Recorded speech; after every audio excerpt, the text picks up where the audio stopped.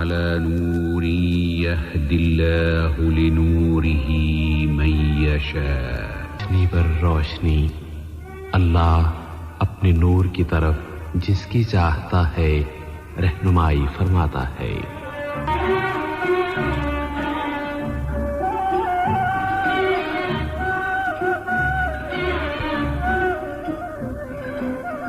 ہفت روزہ پروگرام نور اسلام، پیشکش سیف الرحمان.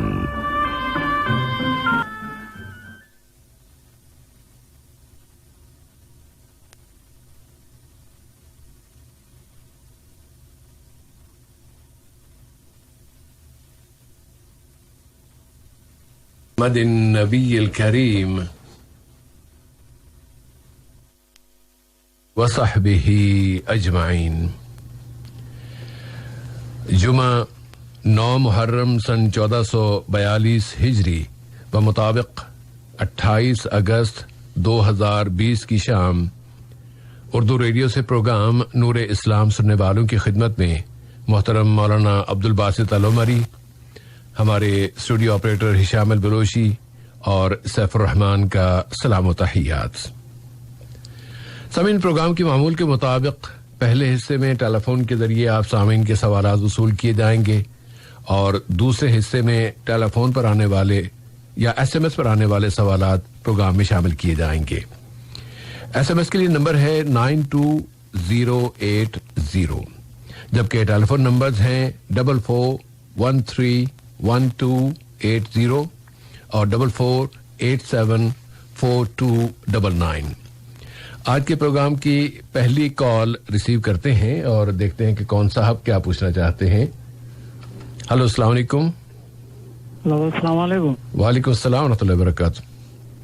جی، میرا نام آصف محمد ہے. ذرا دوبارہ نام بتا دیں گے بھائی؟ میرا سوال یہ ہے. نام بتا دیں گے دوبارہ؟ آصف محمد. کون سے محمد؟ آصف محمد. آصف محمد. جی آصف محمد صاحب. سر، یہ موزے پہ مسح کے بارے میں تھوڑا جاننا تھا سر. کیا جراب جو پہنتے ہیں ہاں مسح کر سکتے ہیں کیا؟ ضرور. اور دوسرا ایک اور سوال ہے سر. کیا؟ ایک میرا بھتیجا ہے، اس کا ابو گزر چکے ہیں. اوکے. اور اس کی امی سے ہمارا نکاح ہوا. اوکے. تو ابھی مسئلہ یہ ہے کہ ہم لوگ 6 بھائی تھے، ابھی 5 بھائی ہیں.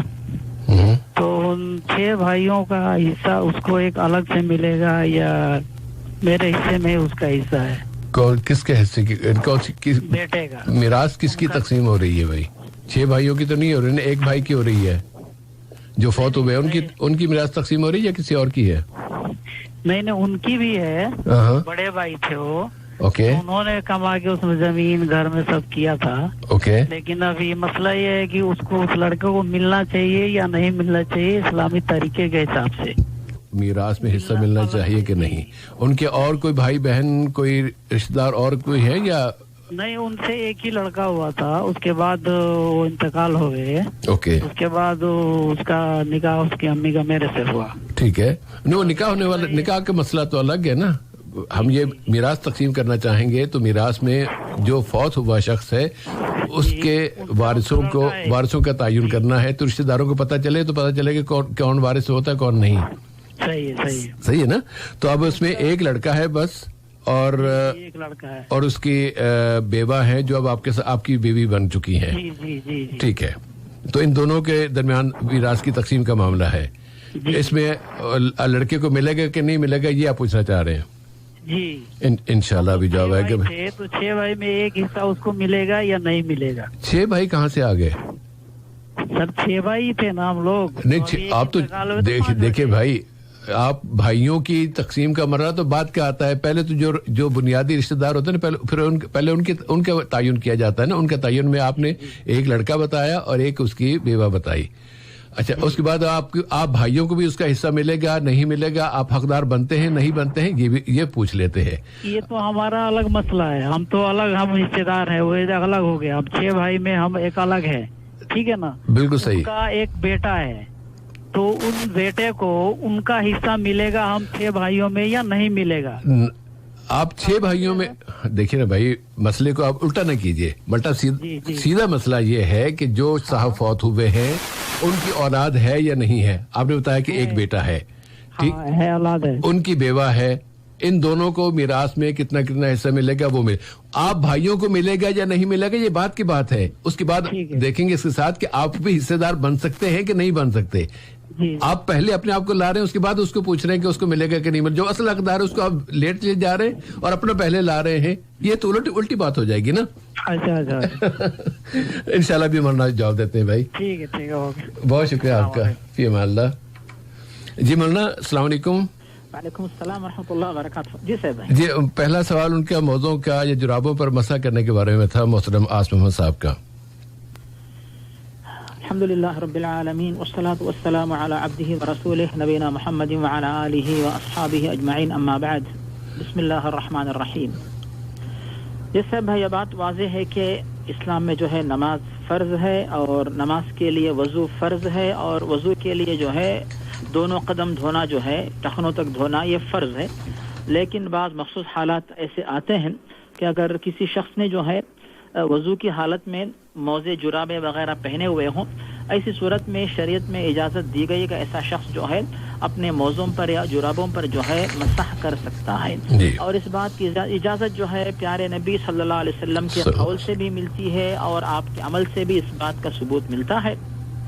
जैसा कि मुग़ीरा बिन शुबा से हदीस जो वारिद जिसमें वो फरमाते हैं कि एक दफ़ा प्यारे नबी सफ़र पे थे और आपने जो है वज़ू करना चाहा। वज़ू के दौरान जो है जब आप कदम धोने की बारी आई तो मैंने सोचा कि आपके जो मोज़े थे उतार दूं।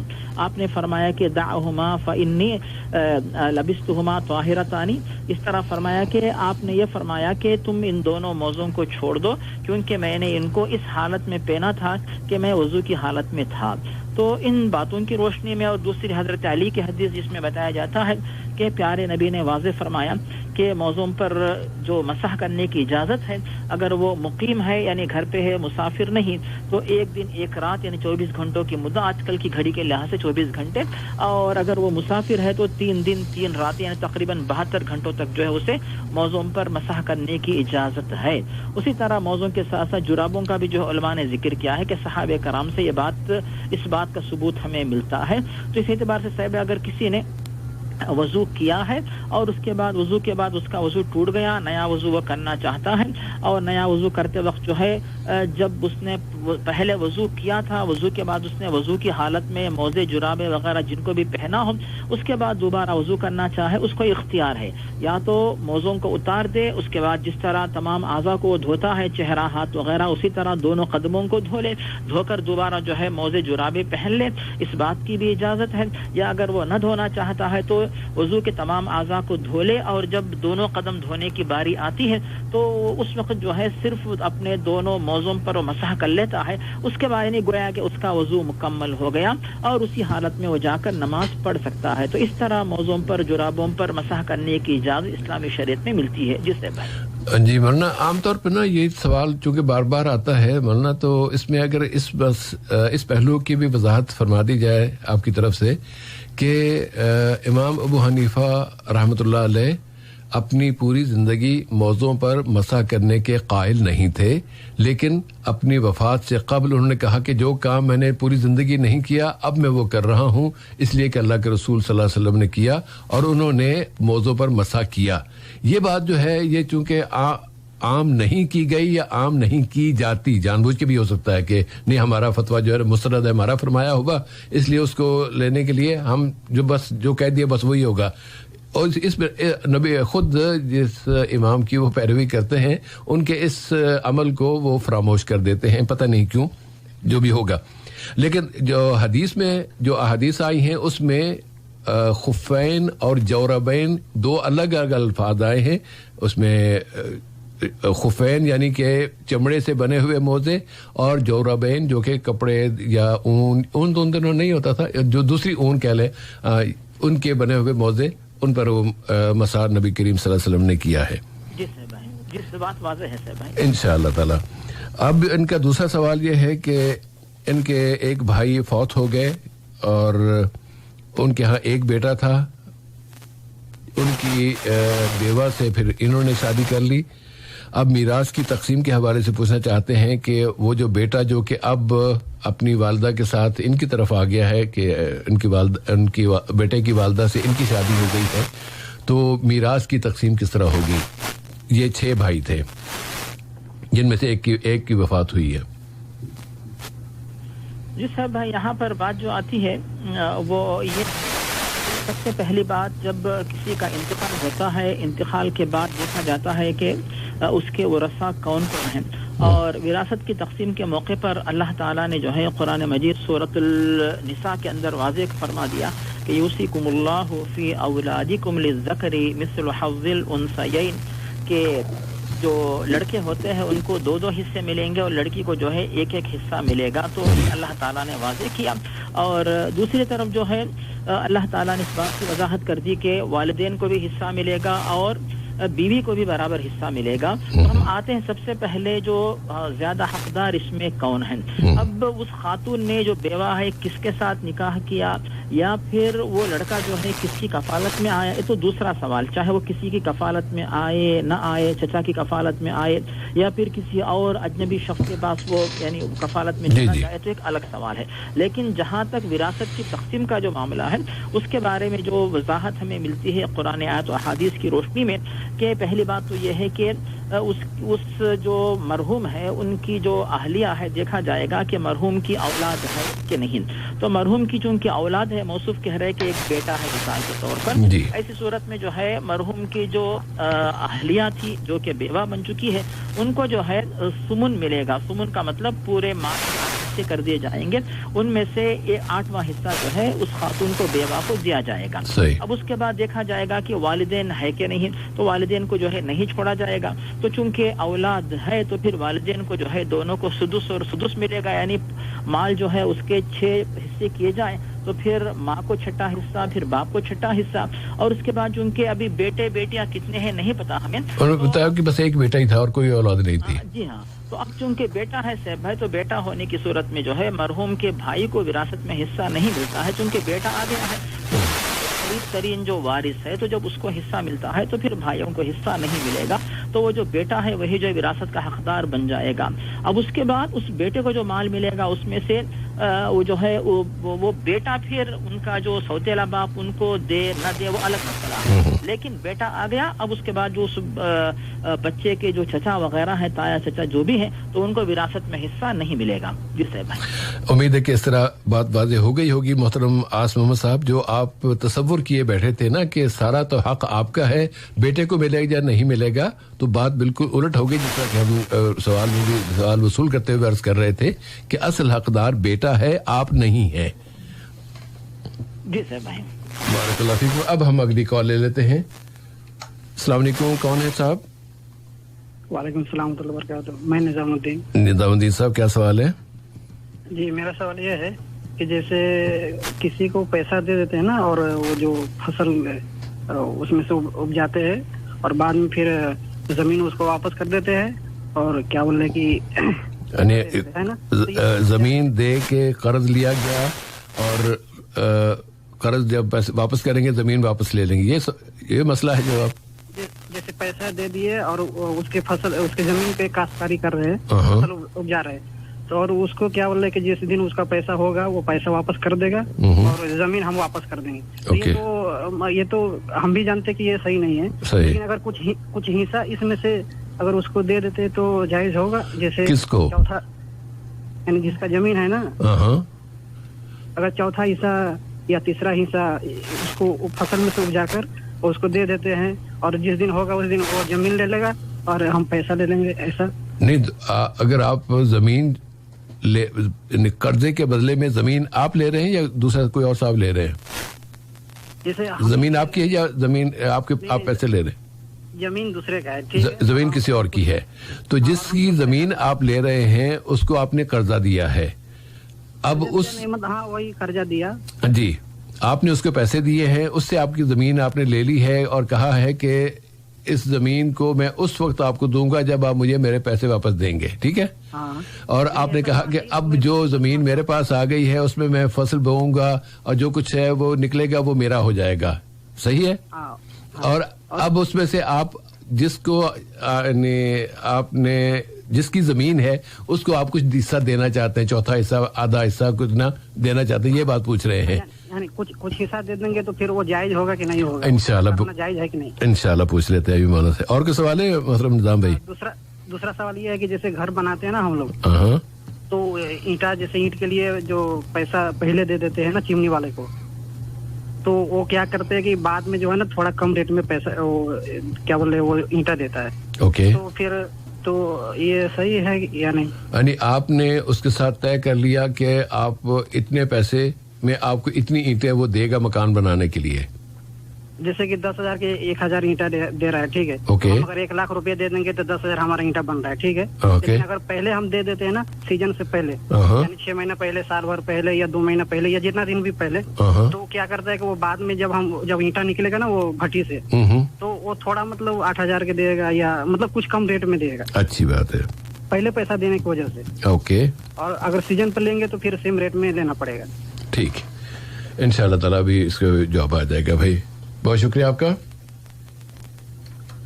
جی مولانا, پہلا سوال یہ ہے کہ زمین جو میرے خیال نیپال میں یہ بہت زیادہ عام ہے, اور ہو سکتا ہے کہ انڈیا میں بھی ہو, مجھے نہیں پتا, لیکن یہ جو صاحب سے گفتگو سے لگ رہا تھا کہ ان کا تعلق نیپال سے, اور وہاں یہ اس طرح بہت زیادہ ہوتا ہے کہ مولانا آپ لائن پہ ہیں نا؟ بالکل بالکل صاحب, سن رہا ہوں. جی صاحب. جی, اب وہ یہ فرما رہے ہیں کہ انہوں نے نور اسلام میں ہی یہ بات سنی ہے اور جانتے ہیں کہ یہ حرام ہے, جائز نہیں ہے کہ آپ کسی کی زمین لیں اور اس کو پیسہ دیں, اور پیسہ دے کے اس زمین کو آپ کاشت کریں, اور جو کچھ کمائیں, جو کچھ اس فصل ہو وہ بھی آپ کی, اور زمین والا جب آپ کو پیسے دے گا واپس جس نے آپ سے, تو اس وقت پھر آپ اس کو زمین واپس دے دیں گے. کہتے ہیں وہ تو ہمیں پتہ چل گیا کہ جائز نہیں ہے, ناجائز ہے, لیکن اگر ہم نے زمین لے کے اس کو پیسے دیے اور اس زمین میں کاشت کی کچھ حصہ اس کو دے دیا, کچھ حصہ خود لے لیا, اس طرح یہ پیسے دینا یا قرض دینا جائز ہوگا یا نہیں؟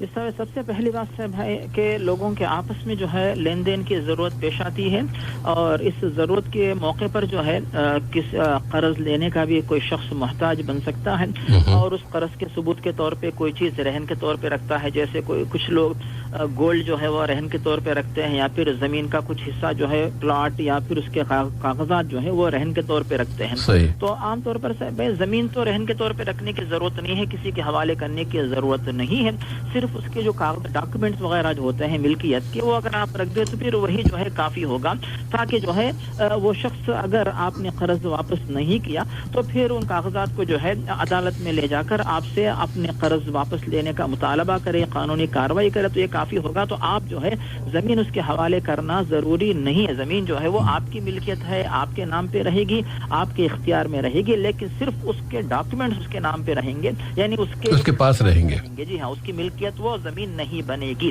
اب یہ تو ہو گئی پہلی بات. اب دوسری بات جو ہے رہن کے لین دین کے سلسلے میں قرآن مجید سورۃ البقرہ آیت 283 میں جو ہے فریحان مقبوضہ, کہ اللہ تعالیٰ نے اجازت دی ہے کہ قرض خواہ جو قرض دیتا ہے اور جو مقروض ہے دونوں کے آپس میں جو ہے ثبوت کے طور پر کوئی رہن کے طور پہ چیز رکھی جاتی ہے, تو اس بات کی اجازت ہے.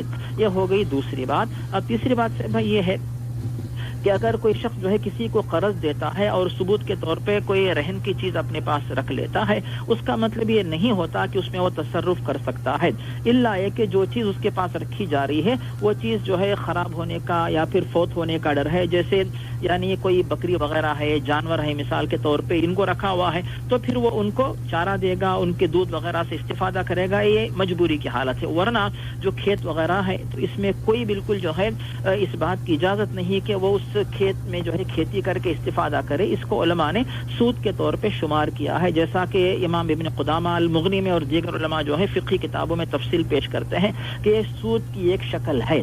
لیکن اگر اس میں اگر دو صورتیں نکالی جا سکتی ہیں. پہلی صورت اس سلسلے میں یہ ہے کہ جو صاحب آپ کے کھیت میں کھیتی کر رہے ہیں وہ یہ کہیں کہ بھی اس کھیت میں کو میں استعمال کروں گا لیکن اس سے جتنی بھی آمدنی آئے گی اس سے میں قرض سے مائنس کروں گا, گھٹاؤں گا, تو اس میں قرض کم کر دوں گا, یعنی جتنا لینا تھا مجھے واپس اس میں سے جو ہے جتنی آمدنی مجھے کھیت سے ہوئی ہے تو اتنی آمدنی قرض میں سے جو کم ہو جائے گی.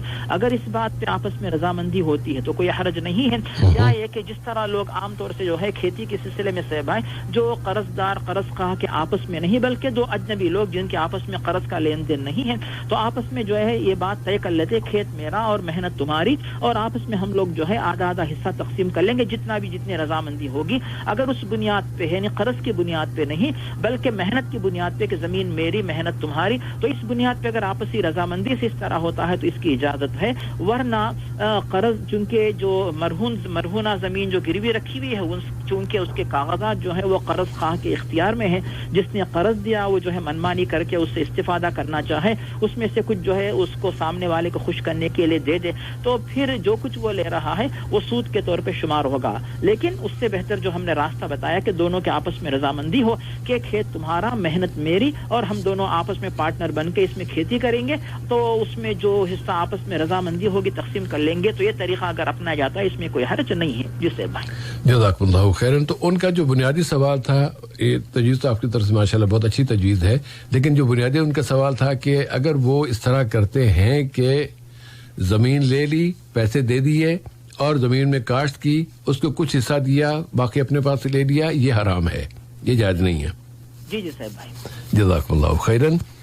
اور دوسرا سوال تھا محترم نظام الدین صاحب کا کہ گھر بنانے کا ارادہ ہے, بھٹے والے سے یہ طے ہوا کہ ہمیں فلاں تاریخ کو یا فلاں مہینے میں ہم آج سے 4 مہینے 5 مہینے کے بعد ہم گھر بنانا چاہتے ہیں اور اس وقت ہمیں اتنی اینٹیں چاہیے. وہ کہتا ہے کہ وہ سیزن کا دور جب میرا بھٹا جب تیار ہو جائے گا اینٹیں پک جائیں گی تو وہ سیزن کا دور کہلاتا ہے یا سیزن کہلاتا ہے. سیزن کے وقت میرے ریٹ یہ ہوتا ہے, اگر آپ مجھے ابھی پیسے دے دیں پیشگی پیسے دے دیں تو میں وہ ریٹ کم کر دوں گا. یہ جو ریٹ کم کرنا پیشگی پیسے لے کر یہ جائز ہے یا نہیں؟ جس سب اس سلسلے میں جو تعلیم ہمیں ملتی ہے اللہ تعالیٰ نے قرآن مجید سورۃ النساء کے اندر جو واضح کیا ہے کہ آپس میں ایک دوسرے کا مال مت کھاؤ الا کہ آپسی رضامندی ہو. تو آپسی رضامندی کی بنیاد پہ جو ہے تجارت کے اندر قیمت کا بڑھانا گھٹانا اور اس کے بعد جو ہے آپ اگر ایڈوانس میں جو ہے رقم دے دیتے ہیں اور جو سامان تیار ہوتا ہے وہ تاخیر سے آپ کو ملتا ہے اور آپ نے چونکہ پہلے ہی رقم دے دی ہے اور اسی لیے جو ہے رقم پہلے دینے کی وجہ سے جو ہے آپ کو وہ قیمت کم کر کے دیتا ہے, آپسی رضامندی کی بنیاد پہ کام ہوتی ہے, اس طرح کا کام ہوتا ہے, اس میں کوئی حرج نہیں, اس طرح آپ کر سکتے ہیں. تو یعنی اس میں اسلامی تعلیمات سے ٹکراؤ کا اس کی خلاف ورزی کا کوئی معاملہ چونکہ نہیں پیش آتا, بالکل آپ یہ کام کر سکتے ہیں. جسے جزاک اللہ خیرن. اب ہم اگلی کال لیتے ہیں. السلام علیکم. السلام علیکم. وعلیکم السلام ورحمۃ اللہ. جی کیا نام ہے؟ جی میں ذرا اپنا نام نہیں بتانا چاہوں گا, تھوڑا معاملہ سینسیٹیو ہے. جی فرمائیے کیا سوال ہے؟ میرے گھرنے والے کی ابھی کچھ عرصہ پہلے طلاق ہوئی ہے. اوکے. طلاق خلوت سے پہلے ہوئی تھی. اب طلاق یہیں پہ ہوئی ہے قطر میں. تو جو قاضی نے فیصلہ دیا کہ طلاق بینونہ صغریٰ ہوئی ہے اور فیصلے کے اندر کچھ مہر وغیرہ کا ذکر نہیں ہے کہ مہر آدھا پے کرنا پڑے گا یا پورا پے کرنا پڑے گا. تو میں کلیریفیکیشن چاہ رہا تھا کہ شریعت میں اس کی کیا وہ ہے گنجائش, کس طریقے سے اس معاملے کو آگے چلانا چاہیے, اور وہ لڑکی والوں کا تو کوئی تقاضا نہیں ہے. نہیں تو اب جو طلاق دخول سے قبل ہو گئی ہے اور قاضی صاحب نے فیصلہ بھی دے دیا کہ طلاق ہو گئی لیکن یہ بینونہ صغریٰ ہے, اب آپ کے لیے بینونہ صغریٰ مسئلہ بنا ہوا ہے یا اور کوئی مسئلہ ہے؟ یہی مسئلہ ہے کہ بینونہ صغریٰ کا مطلب کیا ہوتا ہے. ہاں اس کا مطلب کیا ہے انشاءاللہ ابھی جواب آ جائے گا. جی اور کوئی سوال ہے محترم؟ بہت شکریہ آپ کا, ابھی جواب آئے گا. جی مولانا بینونہ صغریٰ کے بارے میں پوچھنا چاہ رہے ہیں کہ یہ کیا چیز ہوتی ہے؟ جی صاحب بھائی اس سلسلے میں جو ہے پہلی بات یہ ہے بینونہ صغریٰ ایک آسان لفظ ہے صاحب بھائی, اس میں پریشان ہونے کی ضرورت نہیں ہے. طلاق کی جو بہت ساری اقسام ہیں جیسا کہ اللہ تعالیٰ نے قرآن مجید میں سورۃ البقرہ کے اندر جو واضح فرمایا کہ والمطلقات یتربصن بانفسهن ثلاثة قروء, کہ جو طلاق شدہ خواتین ہیں وہ 3 قروء تک انتظار کریں گی. 3 قروء 3 حیض یا 3 دفعہ جو ہے خاتون کا پاک صاف ہونا. تو ایک بات ہو گئی. اور دوسری بات جو ہے بینونا صغرا عام طور سے بھائی جو پہلی دفعہ اگر کوئی شخص جو ہے وہ یعنی ایک دفعہ طلاق دے دیتا ہے اور طلاق دینے کے بعد جو ہے اس کی عدت اگر جو ہے وہ گزر جاتی ہے, یعنی طلاق دینے کے بعد رجوع اس نے نہیں کیا اور اس کے بعد دوبارہ اس نے طلاق نہیں دی ہے, 3 ماہ کی عدت گزرنے تک اس کو چھوڑ کے رکھا ہوا ہے, تو اسے دوبارہ جو ہے واپس لینے کا اختیار رہتا ہے. تو پھر یہ بینونا صغرا ہے. لیکن اگر جو ہے اس نے 3 طلاقیں دے دی, 3 طلاقیں دینے کے بعد یعنی عدت بھی گزر گئی, ایسی صورت میں یہ بینونا کبرا جو ہو جاتا ہے معاملہ, تو پھر یہ معاملہ جو ہے ان کے اختیار سے نکل جاتا ہے.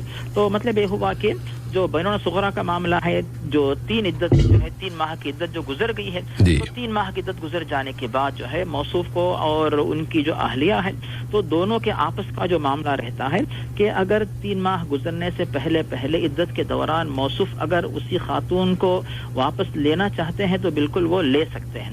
عدت اگر گزر چکی ہے تو پھر موصوف کے اوپر یہ ذمہ داری ہوتی ہے اگر دوبارہ اس خاتون کو اپنی نکاح میں لینا چاہیں تو کہ دوبارہ جو ہے وہ نیا نکاح کریں اور جس خاتون کو طلاق دی ہے وہ خاتون جو ہے ان کے ساتھ دوبارہ رہنے کے لیے رضامندی کا اظہار کرے, وہ راضی ہو, پھر نیا مہر دے, تب جو ہے وہ دوبارہ اس خاتون کو اپنی نکاح میں لے سکتے ہیں. تو اب جو ہوا ہے معاملہ, عدت چونکہ گزر چکی ہے, بینونا صغرا یعنی چھوٹی جدائی اس معنی میں ہے کہ دوبارہ ان کے پاس جو ہے نکاح کر کے واپس لے آنے کا اختیار رہتا ہے. تو اس اعتبار سے اس کو جو ہے بینونا صغرا کہا جاتا ہے. اب سے ان کے آپس میں جو ہے یعنی انہوں نے مباشرت کا معاملہ پیش آیا نہیں پیش آیا, تو پھر ایک سوال تو موصوف کیا بتا اس میں تو یہ بتا دیا انہوں نے کہ دخول سے قبل ہی انہوں نے طلاق دے دی تھی, یعنی دخول وغیرہ نہیں ہوا. تو اس کے بعد جو ہے اس سلسلے میں بھی جو بات ہمیں ملتی ہے کہ وہ یہ ہے کہ نصف مہر جو ہے ان کو دینا پڑے گا. دخول سے پہلے اگر جو ہے انہوں نے کیا ہوا ہے اس صورت میں جو ہے آدھا مہر وہ دے دے, ان کی طرف سے مطالبہ ہو یا نہ ہو, صحیح موصوف جو ہے مہر دے دے ان کو. جی ہاں, اپنی جو ہے حق جو ہے وہ دے دے. وہ اگر لے کے واپس دیتے ہیں الگ بات, ورنہ جو موصوف کو چاہیے کہ مہر جتنا حق بنتا وہ دے دے ان کو. جی ہاں جی بارک اللہ فیکم. ورنہ اگلی کال لیتے ہیں. السلام علیکم. جی وعلیکم السلام. شاہد بھائی میں محمد فیروز علی. جی فیروز بھائی. ہاں میرا بس سوال تو ہے. ایک سوال تو یہ ہے کہ جو ہم لوگ ملکوں میں عام سی بات ہے اور یہ ہے کہ جیسے شادی کا موقع ہو, شب برات کا موقع ہو, کچھ اس طرح کا جیسے ابھی یہ چل رہا ہے, تو اس میں جو ہے نا وہ لوگ ایک یہ بنا ہوا ہے کہ میلاد شریف لازم کرانی. تو میلاد شریف میں یہ ہوتا ہے کہ ایک مولانا 2-3 مولانا تقریریں کرتے لوگ سنتے ہیں, اس کے بعد آتے ہوتے کھانا کھلانا پلانا یہ جو ہوتا ہے میلاد کو مطلب لازمی کر دی. یہ لازمی ہے, یہ کرانا ہی ہے, اس کو میلاد شریف کہا جاتا ہے. تو میں بس اسی کا وضاحت چاہتا ہوں کہ یہ جائز ہے یا یہ کس موقع پر, یعنی شادی کے موقع پر یا پھر دوسرا آپ نے بتایا تھا شب برات, اور اس کے علاوہ کون سا, یا کوئی وفات ہو گیا اچھا تو پھر کھانا پینا کھلاتے ہیں, تو پھر اس میں بھی میلاد کراتے ثواب کے اس کے. اس میں مولوی صاحب آواز کرتے ہیں, تقریریں کرتے ہیں اور پھر بعد میں کھانا کھاتے ہیں. ہاں جی, ایک مولانا صاحب ہو یا 2-3 بیٹھتے ہیں اور باقاعدہ اسٹیج سجتی ہے, بہت سارے لوگ سنتے ہیں جو دعوت کھانے آئے ہیں سارے سنتے ہیں اور بھی لوگ آ کے سنتے ہیں. اچھی بات. اور پھر اس کے بعد سے وہ کھانا کھلایا جاتا ہے. یہ عقیقہ کے دور میں بھی ہے, ہر جگہ یہ لوگ میلاد, جب بھی کوئی موقع مل گیا بس کھانا کھانا ہے تو اس لیے میلاد کرا دو تو کھانا بھی مل جائے گا, اس سے فائدہ ہوتا ہے, اس سے برکت آتی ہے. اچھی بات ہے. اس حوالے سے دوسرا یہ ہے کہ زیبر کہ جیسے مان لو کہ 4 امام ہیں تو احساب کر رہے تھے کہ نہیں اس میں سے ایک امام کو لازم پکڑ کے چلنا ہے, اس کو فالو کرنا ہے, نہیں تو آپ گمراہ ہیں, آپ صحیح راستے پہ نہیں ہیں. میں نے کہا نہیں, اگر میں حدیث اور قرآن اور نبی کی سنتوں پہ عمل کر کے چل رہا ہوں جو جائز صحیح ہے تو اس میں سب شامل ہو جاتے ہیں, نہیں اس میں سے ایک کو لازم فالو کرنا پڑے گا. جی تو یہی سوال انشاءاللہ ابھی جواب آئے گا. جی جی جی شکریہ, بہت شکریہ آپ کا. جی مولانا پہلا سوال محترم محمد فیروز صاحب کا کہ میلاد مختلف مواقع پر لوگ یا کچھ علماء وہ میلاد کرانے کے ڈیمانڈ کرتے ہیں اور پھر اس میں کھانا وانا ہوتے ہیں, تقریریں ہوتی ہیں, پھر بعد میں کھانا ہوتا ہے, اس کی کیا اہمیت ہے اسلام میں؟ یہ صاحب بھائی شاید لفظ میلاد کے اندر اتنی عمومیت داخل کر دی گئی کہ ہر محفل یا ہر دعوت یا گھر پہ ہر ایک خوشی جو بھی ہو، شادی ہوئی میلاد، بچہ ہوا میلاد، یا اسی طرح ہر بات پہ جو ہے لفظ میلاد کو جو ہے عمومیت دے دی گئی، ورنہ میلاد کا مطلب وہ نہیں ہے۔ اور ویسے بھی اسلامی شریعت میں صاحب میلاد کا کوئی وجود یا اس کے بارے میں کہ اس طرح جو ہے مسلمان آپس میں میلاد کے نام سے جمع ہوتے، ایسی کوئی بات ہمیں نہیں ملتی ہے۔ لیکن شادی میں جو ہے وہ دعوت دینے کا ہمیں ذکر ملتا ہے کہ جیسے نکاح کا اعلان ہوتا، عالین النکاح کے نکاح کے موقع پر جو ہے مہمان آتے ہیں تو پھر ان کی ضیافت ہوتی ہے۔ اور ولیمے کے بارے میں پیارے نبی واضح فرماتے، اولیم ولو بشاتن، کے کم از کم ایک بکری کیوں نہ ہو ولیمہ کرو مثلا، تو اس میں دعوت میں لوگ حاضر ہوتے ہیں۔ اور عقیقے کے سلسلے میں واضح ہے کہ عبد الرحمن بن ابو بکر نے اپنے بچوں کے عقیقے کے موقع پر دعوت دی ہے، تو دعوت کی اجازت ہے، اس میں کوئی حرج نہیں ہے۔ لیکن اس طرح جو ہے زبردستی کرنا کہ تم لازماً یہ کام کرو یہاں تک کہ اس کے لیے کوئی موقع مناسبت نہ ہو، تو پھر یہ چیز جو ہے یعنی اسلام کے اندر زبردستی جو گھر والے ہیں جن کے اوپر یہ چیز تھوپی جاتی ہے، گویا کہ ایک طریقے کا ایک ظلم ہے، خاص طور سے کسی کی وفات کے بعد ان کے گھر پہ جو ہے 3 7 10 20 مہینہ 3 مہینے 6 مہینے برسی کے موقع پر جو ہے میلاد کے نام سے زبردستی جو ہے دعوت دلانا ان سے، تو پھر یہ گویا کہ بیوہ اور یتیم کا مال جو ہے ظلم کر کے کھانے کے برابر ہے، جو کہ گناہ کبیرہ ہے۔ تو مطلب یہ ہوا کہ اگر کوئی بندہ ماشاءاللہ مالی حیثیت اچھی ہے اور نکاح یا ولیمہ عقیقے کے موقع پر وہ دعوت دینا چاہتا، اسے اختیار ہے، ورنہ ہم زبردستی نہیں کر سکتے، خاص طور پہ وہ دعوتیں جو کہ شریعت سے ٹکراتی ہوں، جیسے یعنی مثال کے طور پہ موصوف نے جو بتایا کہ شب برات کے نام سے دعوت، تو پھر اس کا تو کوئی ہمیں شب برات میں کوئی دعوت کرنے کا ذکر تو ہمیں کہیں نہیں ملتا ہے۔ البتہ جو اکثر روایات جو ہے وہ ضعیف ہیں، بعض روایات میں عبادت انفرادی عبادت کا ذکر، وہاں پر بھی جو ہے کسی دعوت کا ذکر نہیں ملتا ہے، تو پھر ان دعوتوں کی کوئی ضرورت نہیں ہے۔ اگر کوئی بندہ عبادت میں مصروف رکھنا چاہے اپنے آپ کو، تو جو راتیں یا جو ایام ثابت ہیں، جیسے جمعے کے دن مخصوص گھڑی ہے دعا کے لیے، شب قدر جو ہے وہ دعاؤں کی رات ہے، عرفے کا دن دعاؤں کا دن ہے، تو ان دنوں میں دعا انفرادی طور پہ کر لیں، لیکن ان کو دعوت کے ساتھ جوڑنا، میلاد کا نام دینا، پھر مولوی حضرات آ کے فاتحہ خوانی کرنا، یہ یعنی دین کے اندر ایک غیر ضروری چیز ہے جس کا دین سے کوئی تعلق نہیں ہے۔ جی صاحب بھائی، جزاکم اللہ خیرن۔ اور دوسرا سوال یہ تھا، کسی صاحب نے ان سے یہ کہا کہ کسی مولوی صاحب نے کہا ہوگا کہ 4 ائمہ میں سے کسی ایک کو فالو کرنا ضروری ہے، اگر کسی کو فالو نہیں کیا تو آپ گمراہ کا لفظ یا انہوں نے استعمال کیا۔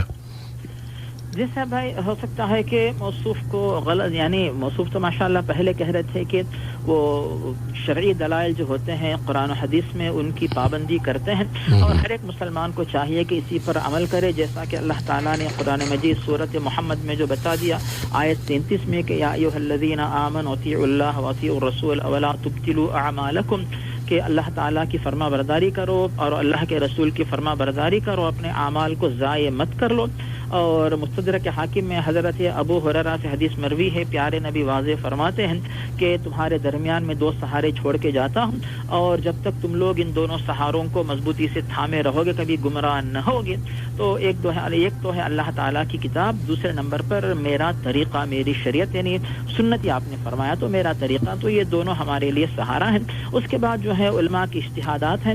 اب ان علماء کی اجتہادات میں سے جو ہے جو زیادہ مشہور ائمہ ہوئے 4 ائمہ کرام رحمہم اللہ، تو انہوں نے جو ہے انہی باتوں کو پیش کیا جو احکام قرآن و حدیث سے ثابت ہوتے ہیں، اور جن احکام کے سلسلے میں ان کو دلائل نہیں ملے تو پھر ان علماء نے جو ہے اپنے اجتہاد سے جو ہے احکام کو امت کے سامنے پیش کیا۔ اور ان ائمہ کے گزر جانے کے بعد جو ان کے تلامذ آئے، پھر دیگر علماء آئے، انہوں نے تحقیق کی تو پتہ چلا کہ کچھ دلائل ایسے تھے جو ہمارے اساتذہ ائمہ کے پاس نہیں ملے، لیکن ہم کو وہ دلائل مل گئے، اسی لیے جو ہے شاگردوں نے اپنے اساتذہ کی باتوں کو خود رد کر دیا، اور پھر جو ہے اپنی طرف سے تحقیق پیش کر کے دلائل کی روشنی میں احکام پیش کیے۔ تو ان تمام باتوں کی روشنی میں صاحب یہ بات واضح ہوتی ہے کہ چونکہ ایک دور ایسا بھی تھا جب کہ دلائل کے اندر کنفیوژن تھا، الجھن تھی، لیکن اس کے بعد جو ہے احادیث کی تحقیق ہوئی ہے، مستند احادیث امت کے سامنے آ گئی۔ اسی لیے مسلمانوں کو چاہیے کہ جس کے پاس جتنی حیثیت ہو، علمی حیثیت، علمی طاقت، اس کے مطابق جو ہے اس کو کسی ایک جگہ پر محدود رکھنے کے بجائے قرآن کا ترجمہ پڑھیں اور احادیث کا ترجمہ پڑھیں۔ احادیث میں سب سے پہلے باری آتی ہے بخاری شریف کی، پھر مسلم شریف کی، پھر اس کے بعد ان دونوں سے ہٹ کر جو سیاہ ستہ کی کتاب کتابیں ہیں تو ان کا بھی مطالعہ کریں. احکام اگر ان میں مل جاتے ہیں تو کافی ہے, اگر ان میں نہیں ملتے تو پھر مزید کتابوں سے بھی استفادہ کیا جا سکتا ہے. تو مطلب یہ ہوا صاحب بھائی کہ کسی ایک یعنی امام کو ہی اپنے لیے سہارا بنا لینا ضروری ہے. ایسی کوئی بات تو جو خیر القرون یعنی پیارے نبی کے دور میں جو ہے خیر القرون قرنی ثم الذین یلونہم ثم الذین یلونہم کہ میرا دور سب سے بہتر ہے, پھر ان کے بعد والا, پھر ان کے بعد والا. تو یہ خیر القرون میں جو ایک امام کو ہی تھام کے رہنے کا تصور نہیں تھا, یہاں تک کہ ائمہ کرام جانے کے بعد بھی 200 سال تک بھی یہ سلسلہ موجود نہیں تھا. پھر بعد میں پھر لوگوں نے دیکھا کہ لوگوں کے آپس میں جو ہے اختلاف بڑھ رہا ہے, تو لوگوں نے اپنی اپنی پسند سے کسی نے کسی امام کو ان کی تحقیقات ان کے اجتہادات کو تھام لیا. اس طرح یہ طریقہ رائج ہوا, لیکن اس میں شدت لے آنا یہ مناسب نہیں کہ میں چونکہ ایک امام کو مانتا ہوں پھر کسی کو نہیں مانوں گا, ایسا نہیں ہے. اور جب چونکہ مسلمان چاروں اماموں کو مانتے ہیں, ہو سکتا ہے کہ کوئی دلیل کسی امام کے پاس مضبوط ہے اور کسی امام کے پاس وہ دلیل نہیں پہنچی, تو جس امام کے پاس جو مستند دلیل اس کو آپ لیتے ہیں تو پھر یہ طریقہ جو ہے اسلام میں مستند رہے گا. جسے میں جزاکم اللہ خیرن. اب ہم اگلی کال لے لیتے ہیں کیونکہ یہ موضوع کافی طویل ہے, اس میں بہت سارے پہلو آتے ہیں, لیکن ہر دفعہ ہر موقع پر اس کی تفصیلات میں جانا شاید اتنا زیادہ مناسب نہ ہو, اس لیے اگلی کال لے لیتے ہیں. جی سر. السلام علیکم. السلام علیکم. وعلیکم السلام ورحمۃ اللہ وبرکاتہ. بھائی کیا نام ہے, کیا سوال ہے؟ جی سر میرا سوال ہے, یہ ابھی ایک سوال آیا تھا لیکن مجھے سمجھ نہیں آیا, اس لیے میں دوبارہ پوچھ رہا ہوں تھوڑا. کیا بھائی؟ یہ زمین کے سلسلے میں. زمین کے سلسلے میں, زمین کے سلسلے میں مولانا آپ سے یہ فرما رہے تھے کہ زمین. سر میرا تھوڑا سن لیجیے. فرمائیے. میں نے کسی سے زمین لیا ہوا ہے رقم دے کے, تو میں نے انہیں کو تشیر دے دیا. میں بولا تم اس میں کھیتی کرو اور جو کچھ ہوگا وہ آدھا مجھے دینا, آدھا اپنے پاس رکھنا. تو کیا یہ صحیح ہے کہ نہیں, بس یہ مجھے جاننا تھا, مجھے سمجھ نہیں آیا اس لیے میں نے دوبارہ. ہاں جی, اچھا کیا آپ نے, بہت اچھا کیا.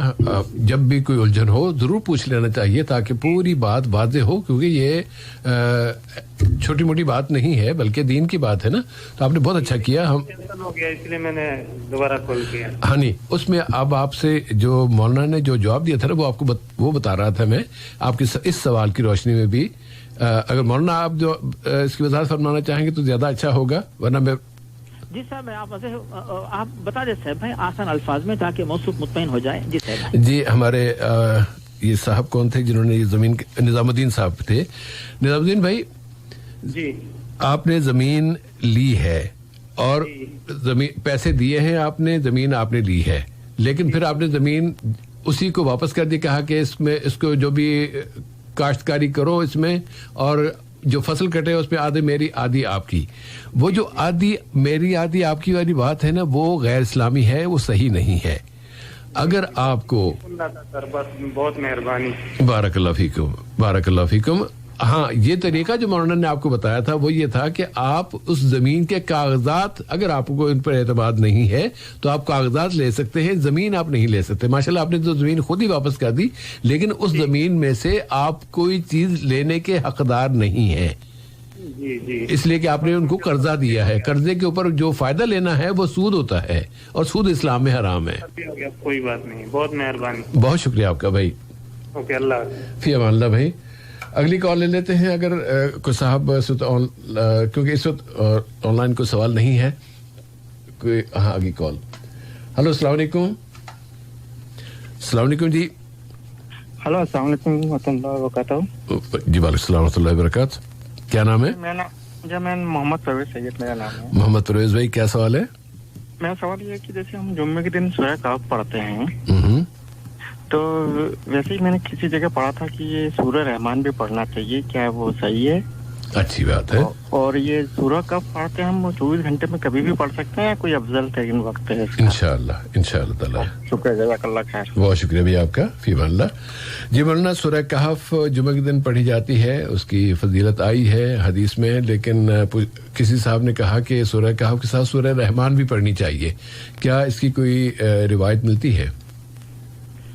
جس طرح بھائی بے شک موصوف نے جس طرح فرمایا, سورۃ الکہف کی تلاوت کے سلسلے میں جو ہے احادیث ہمیں ملتی ہیں کہ اس کے لیے اللہ تعالیٰ کی طرف سے نور آئے گا. ایک بات ہو گئی. دوسری بات اس سلسلے میں یہ بھی کہ سورۃ الکہف پڑھنے کی وجہ سے جو ہے پڑھنے والے کو مسیح دجال کی فتنے سے جو ہے بچا لیا جائے گا. یہ تمام باتیں ہمیں ملتی ہیں.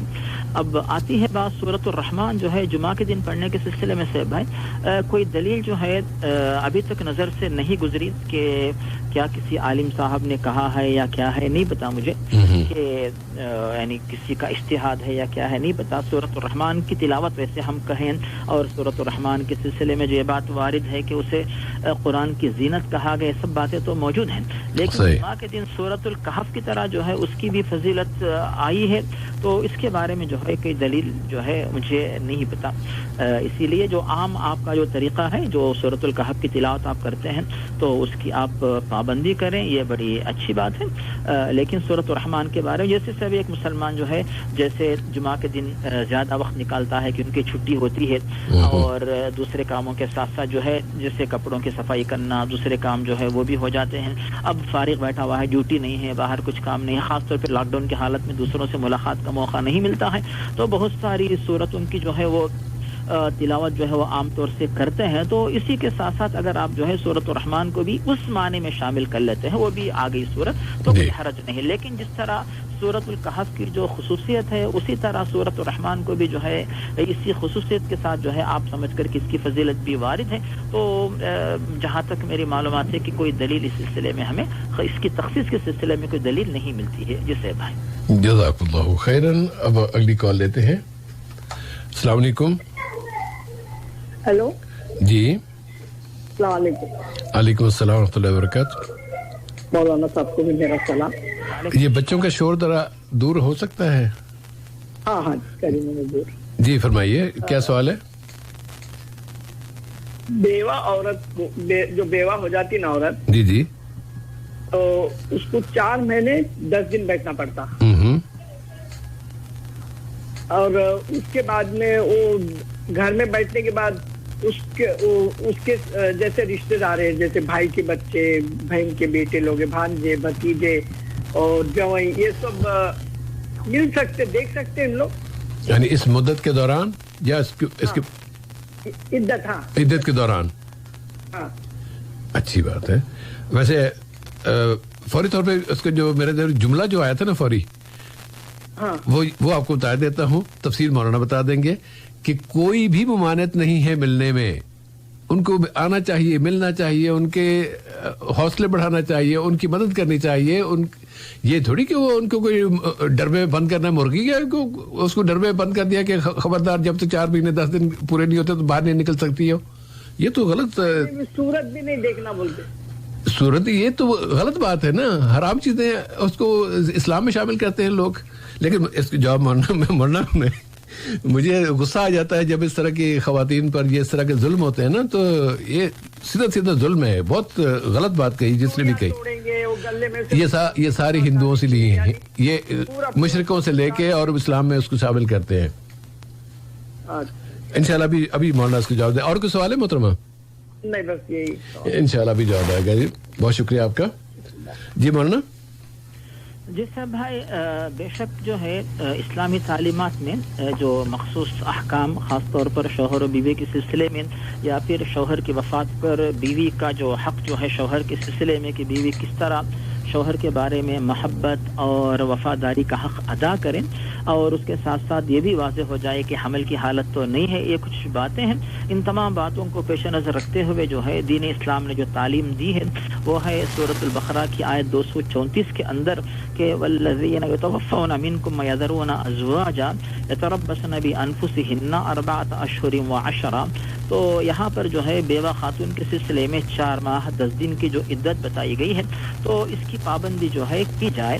اب یہاں پر عدت کا مطلب جو ہے شوہر کا اگر گھر ہے وہاں پہ خاتون کے لیے بیوہ کے لیے امن و امان ہے سہولتیں ہیں تو پھر ایسی صورت میں وہ اسی شوہر کے اسی مکان میں جو ہے 4 ماہ 10 دن کی عدت جو ہے وہ گزارے گی.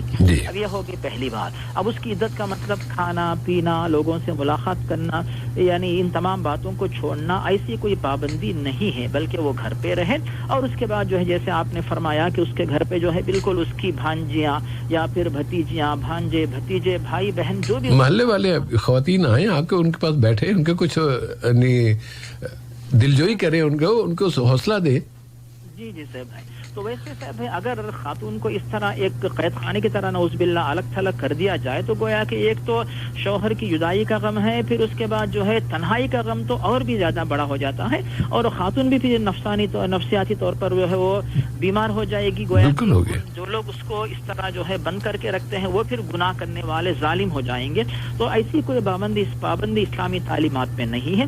جو بات ہے پابندی ہے وہ یہی ہے کہ وہ دوسرا نکاح نہیں کر سکتی، بس یہ بات یہاں بتائی گئی ہے. اور زیب و زینت نہ کرے، یعنی خوبصورت کپڑے پہننا، زیور پہننا، ایسا کوئی طریقہ نہ اپنا، خوشبو وغیرہ نہ لگائے، ان باتوں کا خیال رکھے بس. اس کے علاوہ بالکل جو ہے جیسے آپ نے شروع میں ہی بتا دیا کہ آنے دے خوب ان کے رشتہ دار، گھر والے جو بھی آ کے ان کے ساتھ بیٹھے، یہاں تک کہ 4 دن ان کو جو ہے 4 دن کی طرح گزر جائیں آرام سے. جو عدت کی جو مدت بوجھ کی طرح لگتی ہے خواتین کو، اگر اس میں ان کی مدد بھی کرتے ہیں لوگ آ کر تو جو ہے یعنی لوگوں سے مراد ان کے جو رشتہ دار ہیں، جو گھر کی خواتین وغیرہ، بھانجیاں، بھتیجیاں، بھانجے، بھتی جو بھی بھائی بہن جو بھی ہیں، تو یہ جو ہے گویا کہ ثواب کمانے کا کام ہے کہ خاتون کے اوپر سے جیسے حدیث کے اندر جو الفاظ ہمیں ملتے ہیں حضرت عبداللہ بن عمر سے، ابو ہریرہ سے، اگر کوئی مسلمان جو ہے دوسرے مسلمان کے غم کو کم کرتا ہے تو اللہ تعالیٰ بھی جو ہے آپ کے غم کو جو ہے کم کر دیتا ہے، دنیا میں بھی اور آخرت میں بھی. تو اس کے غم کو دور کرنے کا طریقہ آپ اگر اپنا رہے ہو تو اللہ تعالیٰ بھی آپ کے سلسلے میں یہی مدد کا، اسی مہربانی کا انتظام کرے گا. تو بالکل جو ہے ان سے ملاقاتیں ہو سکتی ہیں، باتیں ہو سکتی ہیں، ان کی دل بہلائی ہو سکتی. اس میں خاتون بھی ہنس کے مسکرا کے بات کر سکتی ہے، گھر میں ہر قسم کی جو ہے یعنی لذیذ چیزیں وہ کھا سکتی ہیں. انشاءاللہ اس میں کوئی حرج نہیں ہے. جسے بھائی جزاک اللہ خیرا. ورنہ ویسے کالز تو اور بھی آ رہی ہیں لیکن ایس ایم ایس کے سوال بھی کافی زیادہ پھر منتظر رہتے ہیں، تو پھر ایس ایم ایس کی طرف آ جاتے ہیں. کالز کا سلسلہ روک لیتے ہیں اس لیے کہ ٹائم کم ہی رہ گیا ہمارے پاس. جی سر بھائی سوال ہے 20 نمبر سے، جو فون کا آخری نمبر 20 ہے، اس میں وہاں سوال ہے کیا استغفار کی وجہ سے گناہ معاف کیے جاتے ہیں یا نیکی کرنے سے بھی گناہ معاف ہو سکتے ہیں؟ جی صاحب اس کا آسان طریقہ بلکہ اس کا ملخص ہم اس طرح پیش کر سکتے ہیں کہ پہلی بات جو ہے ہمیں اور آپ کو چاہیے کہ نیک اعمال کی پابندی کرتے رہیں اور حتی الامکان اپنے آپ کو گناہوں سے بچا کے رکھیں. لیکن بشری تقاضے سے گناہ ہو جاتے ہیں مثلا تو پھر لازمی ہوتا ہے کہ اللہ کے دربار میں توبہ کریں، استغفار کریں. اور جو چھوٹے چھوٹے گناہ ہوتے ہیں تو ان گناہوں کی جو بخشش ہوتی ہے وہ توبہ سے بھی ہوتی ہے اور نیک اعمال سے بھی ہوتی ہے. اور چوتھے نمبر پر بات یہ ہے کہ بڑے گناہوں کی جو بخشش ہے اس کے لیے توبہ لازمی ہے. اور پانچویں بات یہ ہے اگر گناہ جو ہے بندوں کے حقوق سے تعلق رکھتا ہے تو پھر جن بندوں کی جو حق تلفی ہوئی ہے ان سے بھی معافی مانگنا ضروری ہے، پھر اللہ تعالیٰ سے بھی معافی مانگنا ضروری ہے. اور چھٹے نمبر پر بات یہ ہے اگر گناہ کا تعلق صرف اللہ کے حقوق سے ہے تو پھر اللہ تعالیٰ سے ہی مغفرت طلب کرنا کافی ہوگا. اب آتی ہے بات سے بھائی جو شروع میں ہم نے کہہ دیا کہ گناہوں کی بخشش کے لیے جو ہے اللہ تعالیٰ کے دربار میں توبہ کرنا یہ لازمی ہے، تو پھر اس کا ذکر ہمیں سورۃ التحریم کے اندر ملتا ہے کہ یا ایھا الذین آمنوا توبوا الی اللہ توبۃ نصوحا، سچی توبہ کرنے سے گناہوں کی بخشش بھی ہو جائے گی اور جنت میں داخلہ بھی ہوگا. اور صحیح مسلم میں ابو ذر غفاری سے حدیث جو مروی حدیث قدسی ہے، پیارے نبی واضح فرماتے ہیں اللہ تعالیٰ اعلان کرتا ہے کہ اے میرے بندو تم لوگ صبح و شام گناہ کرتے رہتے ہو اور اللہ تعالیٰ جو ہے گناہوں کو معاف کرتا رہتا ہے، تم لوگ اللہ تعالیٰ سے بخشش طلب کرتے رہو اور اللہ تعالیٰ تمہارے گناہوں کو معاف کرتا رہے گا. اس سے معلوم ہوتا ہے کہ کثرت سے توبہ کریں، استغفار کریں. اب سے بھائی جیسے موصوف نے ایک لفظ استعمال کیا کہ کیا نیکیوں کی وجہ سے بھی جو ہے گناہ معاف ہوتے ہیں، تو اس کے سلسلے میں صاحب بھائی کے صراحت کے ساتھ جو ہے اللہ تعالیٰ نے بھی، پیارے نبی نے بھی جو ہے واضح کر دیا کہ ہاں نیک اعمال کی وجہ سے بھی جو ہے گناہ معاف ہوتے ہیں. لیکن ہم ان نیک اعمال سے گناہ معاف ہونے کے دلائل پڑھنے کے بجائے صرف ان کا یعنی پڑھنے کا مطلب پوری روایت دلائل سنانے کے بجائے ہم صرف جو ہے دلائل کا ملخص پیش کریں گے کہ ان میں سورہ ہود کے اندر جو ہے وارد ہے کہ نیکیاں برائیوں کو مٹا دیتی ہیں. تو یہ ہمیں آیت ملتی ہے. صحیح مسلم میں ابو ہریرہ حدیث مروی ہے، پیارے نبی واضح فرماتے ہیں کہ جب کوئی مسلمان وضو کرتا ہے تو وضو کی وجہ سے جو ہے اس کے جسم کے جو اعضاء ہیں، وضو کے اعضاء، ان اعضاء کے جتنے بھی گناہ ہوتے ہیں، چہرے کے گناہ، آنکھوں کے گناہ، کانوں کے گناہ اور ہاتھوں کے گناہ، پیروں کے گناہ، یہ جو ہے معاف ہو جاتے ہیں. اسی طرح بخاری مسلم میں ابو ہریرہ حدیث مروی ہے، پیارے نبی واضح فرماتے ہیں کہ تمہارے گھر کے سامنے اگر نہر ہے اس میں اگر تم 5 دفعہ نہاتے ہو تو کیا تمہارے جسم پر میل بچے گا؟ تو نہیں بچے گا. اسی طرح جو ہے 5 نمازوں کی وجہ سے تمہارے گناہ جو ہے وہ معاف ہو جاتے ہیں. اسی طرح صحیح مسلم میں حضرت ابو ہریرہ سے حدیث مروی ہے, پیارے نبی واضح فرماتے ہیں ہر دن کی 5 نمازیں اور پھر جمعہ کی نماز, رمضان کا مہینہ, تو ان کی وجہ سے جو ہے تمہارے گناہ معاف ہو جاتے ہیں بشرطے کہ تم کبیرہ گناہوں سے اپنے آپ کو بچا کے رکھو. اسی طرح بخاری مسلم میں ابو ہریرہ سے حدیث مروی ہے, پیارے نبی واضح فرماتے ہیں کہ اگر کوئی بندہ حج صحیح طریقے سے ادا کر کے واپس آتا ہے تو پھر اس کے گناہ بھی جو ہے وہ معاف ہو جاتے ہیں. تو صاحب بھائی یہ تو ہوئی عبادات, لیکن اب حقوق العباد سے تعلق رکھنے والے کاموں کے سلسلے میں بھی جو ہے یعنی عبادات سے مراد جو نماز, روزہ وغیرہ, تو البندوں کے حقوق یا بندوں کے ساتھ بھلائی کرنے سے بھی جو ہے گناہ معاف ہوتے ہیں. جیسا کہ بخاری اور مسلم میں ابو ہریرہ سے حدیث مروی ہے, پیارے نبی واضح فرماتے ہیں ایک خاتون جو کہ برا کام کرنے والی تھی لیکن اس نے پیاسے کتے کو پانی پلایا تو اللہ تعالیٰ نے اس کے گناہوں کو جو ہے معاف کر دیا. اب اس کے بعد ایک اور مثال جو ہمیں حقوق اللباس سے تعلق رکھنے والی ملتی ہے, یہ حدیث جو حضرت حذیفہ, حضرت ابو ہریرہ, ابو مسعود انصاری, ان تمام صحابہ سے بخاری اور مسلم میں مروی ہے.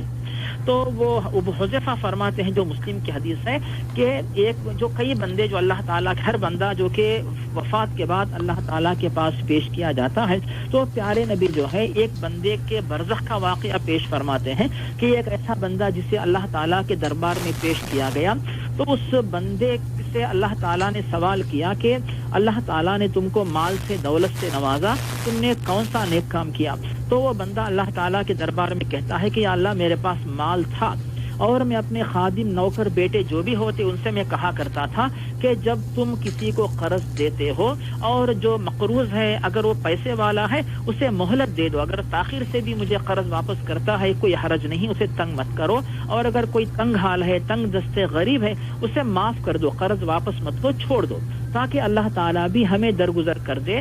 تو اللہ تعالیٰ کے سامنے اس بندے نے اس طرح بات پیش کی تو اللہ تعالیٰ اس سے کہتا ہے کہ جس طرح تو نے میرے بندوں کو درگزر کیا میں بھی تم کو درگزر کرتا ہوں, معاف کر دیتا ہوں. تو اس طرح سے بھائی نیک اعمال بھی ایسے ہوتے ہیں جن کے ذریعے جو ہے اللہ رب العالمین بندوں کے گناہوں کو معاف کرنے کی امید جو ہے وہ کی جا سکتی ہے.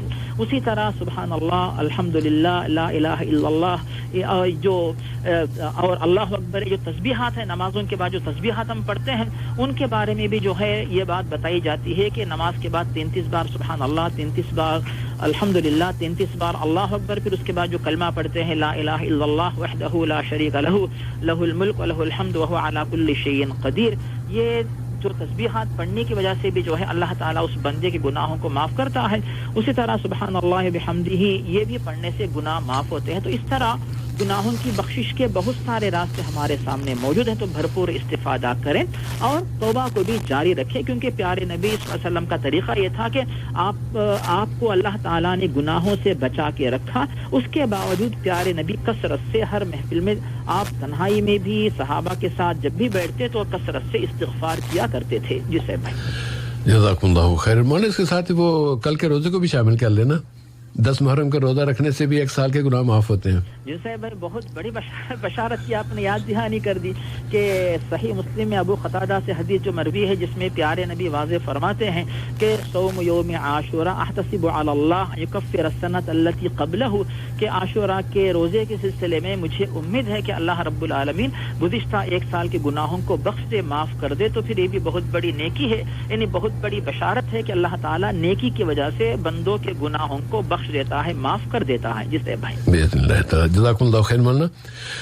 09 نمبر سے سوال ہے کہ جماعت کی نماز میں شامل ہونے کا طریقہ بتا دیجئے, خاص طور پر اللہ اکبر کے بعد کیا پڑھنا چاہیے امام کے پیچھے.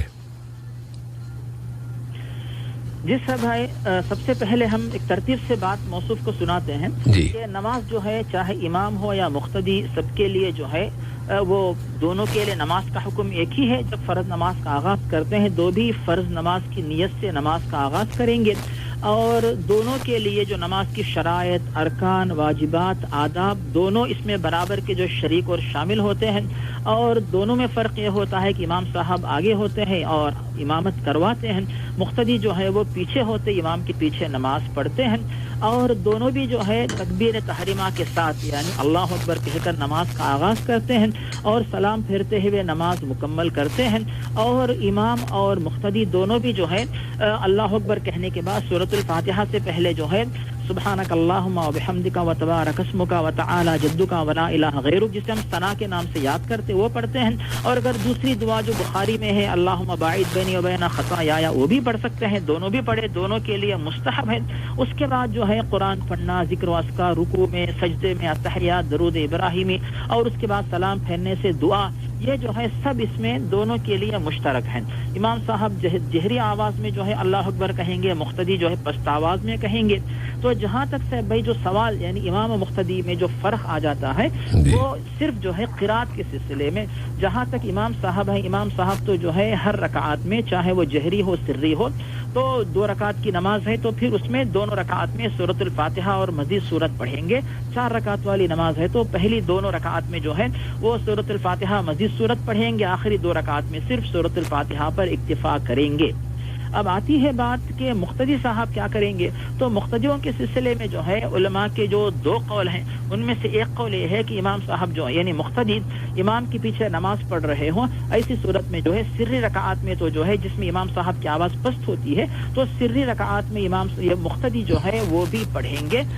اور جو جہری قرات اس میں جو ہے مقتدی کچھ بھی نہ پڑھیں گے. تو ایک بعض علماء کی یہ تحقیق ہے.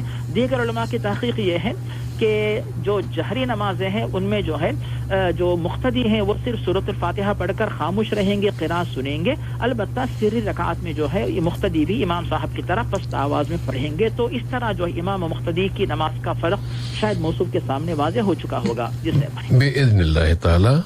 اور اگلا سوال وقت کے حوالے سے عبد الحمید چوغلے صاحب کی طرف سے آیا ہے کہ وقت کی پابندی کے بارے میں حدیث ہم کو کیا بتاتی ہے.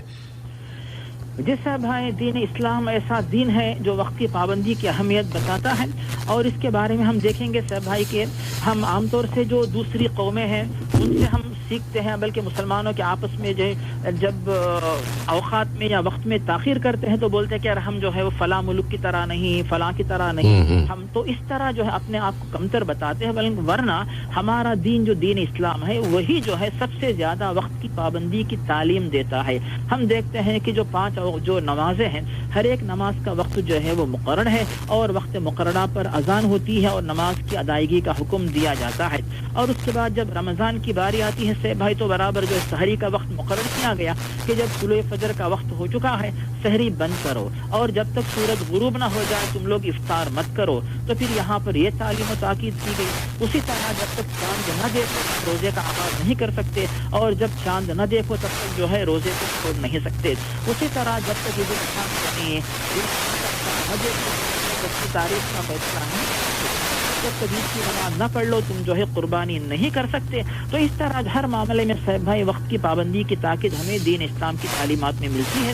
اور اس سے زیادہ اہم بات یہ ہے کہ وقت ایک دفعہ کسی انسان کا جاتا ہے تو پھر دوبارہ واپس نہیں آتا. جیسے جیسے ہماری زندگی کا وقت گزرتا ہے ہم سوچتے کہ ہماری عمر بڑھ رہی ہے, ورنہ برعکس جو کہ ہماری عمر گھٹ رہی ہے, وفات کی طرف ہماری عمر جا رہی ہے, بلکہ ساری دنیا کی عمر بھی جو گھٹتے ہوئے قیامت کے قریب جا رہی ہے. جسے جزاکم اللہ خیرن. اگلا سوال ہم ابھی نہیں لیتے اس لیے کہ وقت اتنا زیادہ نہیں بچا کہ اس کا جواب دیا جا سکے.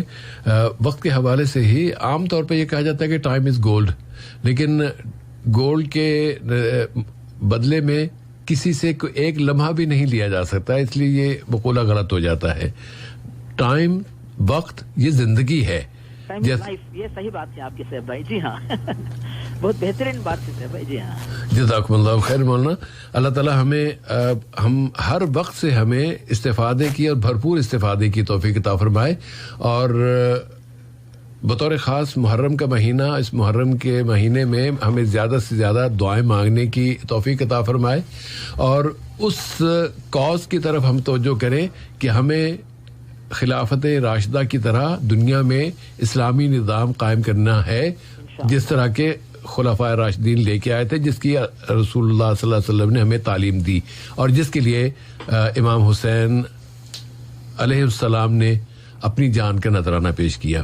जी प्रोग्राम नूर इस्लाम के बाद खत्म हो गया। बहुत शुक्रिया मौलाना अब्दुल बासित अल-उमरी साहब, आपने सवालों के जवाब अता फरमाए। अगली मुलाकात तक के लिए हम इजाजत चाहते हैं। वस्सलामु अलैकुम व रहमतुल्लाहि व बरकातुहू व सल्लल्लाहु अला नबिय्यिना मुहम्मदिन व अला आलिहि व सहबिहि व बारक वसल्लम।